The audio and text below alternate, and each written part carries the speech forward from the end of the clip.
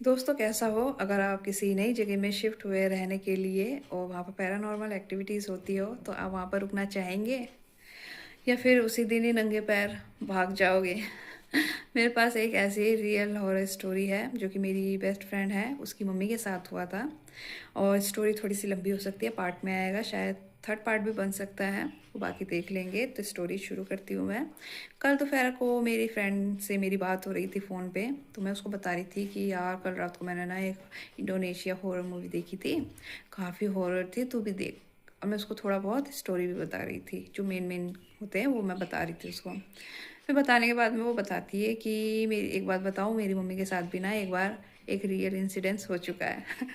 अब मुझे चुल मच गई कि हाँ भाई बताना बताना, तो बता नहीं रही थी पहले, तो वो डर रही थी कि शायद मम्मी गुस्सा करेगी करके, वो डर रही थी। मैंने कहा मैं किसी को नहीं बताऊंगी, बताना बताना। तो थोड़ा रिक्वेस्ट करने के बाद में उसने मुझे बताया कि जब वो नए नए दिल्ली में शिफ्ट हुए थे तो उनकी उतनी जान पहचान भी नहीं थी, तो यहाँ पर उनके ना एक दो रिश्तेदार थे, है ना। तो उन्होंने ना उनको ना फैक्ट्री में काम लगवा दिया। उसके पापा कहीं और काम करते थे, वो मुझे नहीं पता किस चीज़ पे।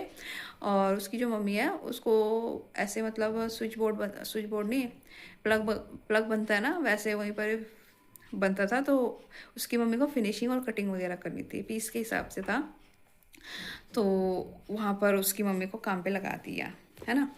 अब काम हो रहा है, एक हफ्ता हो गया, काम अच्छे से हो रहा है, करते करते करते करते कितना 15 दिन निकल गया। 15वें दिन में फिर मालिक आया, है ना। मालिक आया, मालिक ने बोला कि तुम कहाँ से आते हो।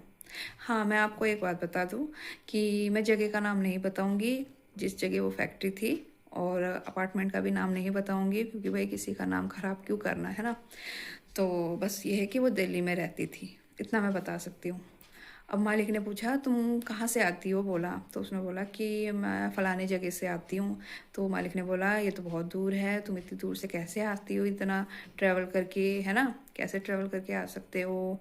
तो एक काम करो, तुम ना यहीं पर ही रह लो, मैं तुमको एक फ्लोर दे दूंगा। वो जो बिल्डिंग थी फैक्ट्री, वो तीसरी मंजिल तक की बनी हुई थी, है ना। वो पहले जैसे कि ना ऐसा बना था जैसे वो घर ही हो, है ना।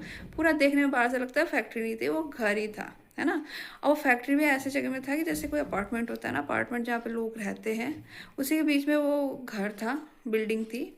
और बाहर से अगर कोई भी देखे ना तो लगता है कि ये घर ही है, फैक्ट्री का कुछ पता ही नहीं लगता वहाँ पर, ऐसा जैसे उसने मुझे बताया। तो उसने बोला कि तुम यहीं पर ही रहो, मैं तुमको एक फ्लोर दे दूंगा, किराया वगैरह भी देने की ज़रूरत नहीं है, पानी बिजली भी तुम फ्री में यूज़ कर लेना, पैसे देने की ज़रूरत नहीं है। और तुमको लगे अगर हाँ मैं तुम्हें तुम्हारे उसमें से तनख्वाह में से काट लूँगा तो ऐसी भी कोई बात नहीं है, तुम्हें तुम्हारी तनख्वाह पूरी मिल जाएगी, ऐसे बोला। तो वो तो खुश हो गई मन ही मन। फिर बोला कि